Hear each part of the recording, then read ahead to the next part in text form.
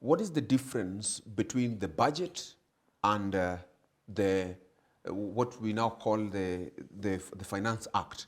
Because what was read yesterday was the budget, but we've always had conversations around the Finance Act. So maybe if you can just elaborate a bit, what is the difference?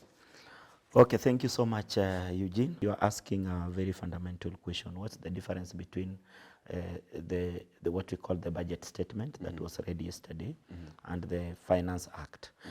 Basically, they are more like the same. Actually, what Finance Act is basically it's strengthening the budget. Budget is where the government is telling us that we are planning to spend X amount of money, maybe 4 trillion in this matter, maybe 3.9 or 4 trillion. Then they are telling you that this is how we are going to spend it. So they give you a projection as per department, and even the county government allocation comes in it.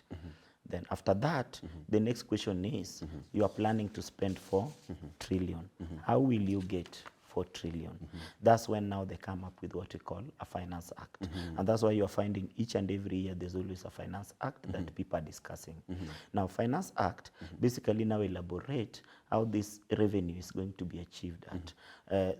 3 major things that are always highlighted in the Finance Act is one, tax. If there's a tax increment or a tax reduction.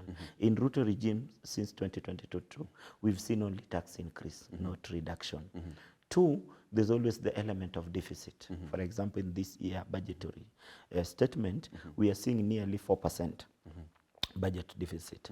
Deficit mean they have now to explain to us how are they going to bridge the gap. Now they're talking about 50% domestic borrowing, 50% foreign borrowing. Then the third thing that normally is highlighted by the what we call the Finance Act is now the element of other source of revenue that the government can tap in, including sovereign bond and those so many other things that they can tap in to bring on board the 4 trillion. Okay. So that is clearly what it is. They are nearly the same thing, just that one is strengthening the other. Yes. Thank you so much.